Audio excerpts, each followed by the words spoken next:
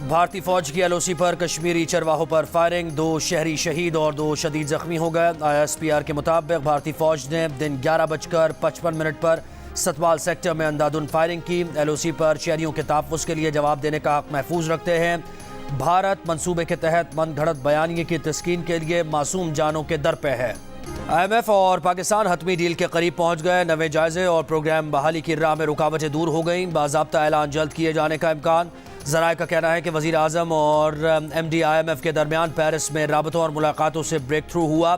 وزیر خزانہ اسحاق ڈار اور ان کی ٹیم 3 دن سے معاملہ طے کرنے میں مصروف تھے۔ وزارت خزانہ اور IMF ٹیم کے درمیان 3 دن سے مذاکرات جاری تھے۔ صبح IMF اور وزارت خزانہ کی ٹیم نے نئے ڈرافٹ کو حتمی شکل دے دی۔ IMF اور پاکستان کے درمیان مزید مسئلہ یا تکنیکی دقت نہ ہوئی تو نواں جائزہ تکمیل کو پہنچ جائے گا۔ ایکسٹرنل فائنینسنگ نہ ہونے کی وجہ سے IMF سے معاہدے کی راہ میں 300 ارب روپے کی کمی حائل تھی۔ یہ کمی 213 ارب روپے کے نئے ٹیکسز اور غیر ترقیاتی اخراجات میں 85 ارب روپے کی کٹوتی سے پوری کی جائے گی۔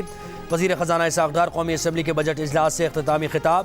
وزیر خزانہ نے بتایا کہ IMF سے معاہدے کے لیے ترقیاتی بجٹ یا تنخواہوں میں اضافے پر کٹ نہیں لگے گا۔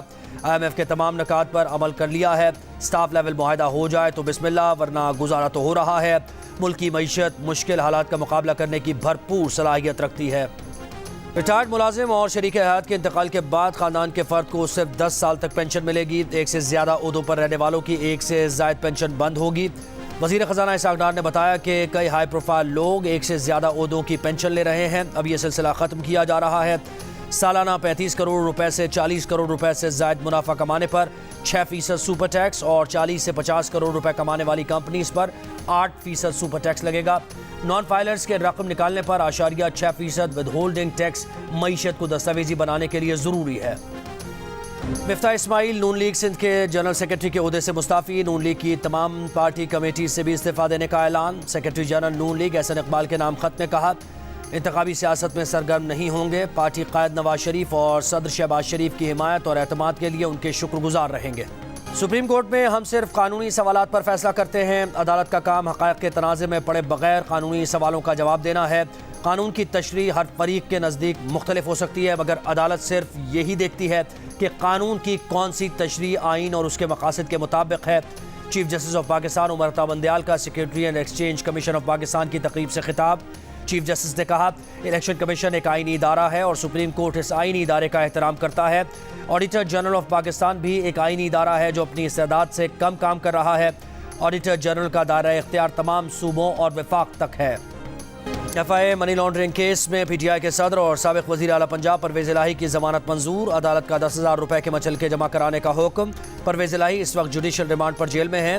اس سے پہلے پنجاب اسمبلی میں غیر قانونی بھرتیوں کے کیس میں بھی ان کو ضمانت مل چکی ہے۔ پرویز الہی نے وکیل کے ذریعے ضمانت بعد از گرفتاری کی درخواست دائر کی تھی۔ NCA 190 billion pound scandal case میں نیب نے بشرا بی بی کو ایک مرتبہ پھر 26 جون کو طلب کر لیا۔ بشرا بی بی کو کیس سے متعلق دستاویزات ساتھ لانے کی ہدایت۔ پلاٹ الاٹمنٹ ریفرنس میں سابق وزیر اعظم نواز شریف بری۔ لاہور کی احتساب عدالت نے فیصلہ سنا دیا۔ نواز شریف کے وکیل کے مطابق نیب نے بدنیتی کی بنیاد پر ریفرنس بنایا تھا۔ نواز شریف کا پلاٹس کی الاٹمنٹ میں کوئی کردار نہیں۔ نئے قانون کے تحت یہ کیس نہیں بن سکتا۔ احتساب عدالت کے جج راؤ عبدالجبار نے دلائل سننے کے بعد فیصلہ سنایا۔ مسلم لیگ نون کی چیف آرگنائزر مریم نواز نجی دورے پر دبئی پہنچ گئیں۔ دبئی روانگی سے پہلے لاہور ایئرپورٹ پر مریم نواز کے ساتھ مسافر تصاویر بنواتے سیلفیز لیتے رہے۔ مریم نواز بغیر پروٹوکول کے لاہور ایئرپورٹ سے روانہ ہوئیں۔ مریم نواز عام مسافروں والے لاؤنج میں کرسیوں پر بیٹھیں۔ مریم نواز نے VVIP پروٹوکول اور اسٹیٹ لاؤنج استعمال نہیں کیا۔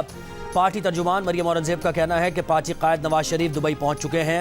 فیملی کے دیگر ارکان بھی ان کے ہمراہ ہیں۔ پشاور کے علاقے شریف آباد کے مکان میں دھماکہ، 3 منزلہ مکان ملبے کا ڈھیر بن گیا۔ امدادی کارروائیوں میں ملبے تلے دبے 2 بچوں کی لاشیں نکال لی گئیں، 2 زخمی اسپتال منتقل۔ ملبے تلے دبے ایک بچے کی تلاش جاری۔ 3 منزلہ مکان میں دھماکہ کیسے ہوا؟ دھماکہ گیس لیکیج کا تھا یا کوئی اور وجہ؟ بام ڈسپوزل اسکواڈ کی تحقیقات جاری۔ دھماکے سے گھر کے باہر کھڑی گاڑی کو نقصان پہنچا، قریبی عمارتوں کے شیشے ٹوٹ گئے۔ جناح اسپتال کراچی میں کار سوار 2 افراد لڑکی کو مردہ حالت میں چھوڑ کر فرار۔ CCTV ویڈیو میں گاڑی اور لڑکی لاش لانے والے مرد اور خاتون کو دیکھا جا سکتا ہے۔ لڑکی کا پوسٹ مارٹم مکمل، جسم پر کوئی نشان نہیں، کیمیائی تجزیے کے لیے نمونے حاصل کر لیے گئے۔ گاڑی کا مالک اور کرائے پر گاڑی لینے والے شخص کو حراست میں لے لیا گیا۔ पुलिस के मुताबिक गाड़ी किराए पर लेने वाले ने वाक़े में मुलव्विस शख्स को गाड़ी दी।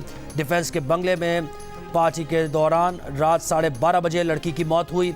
लाश ठिकाने लगाने के लिए रात भर इंतजार किया। कार्रवाई में मुलव्विस कार सवार खातून और मर्द की तलाश जारी।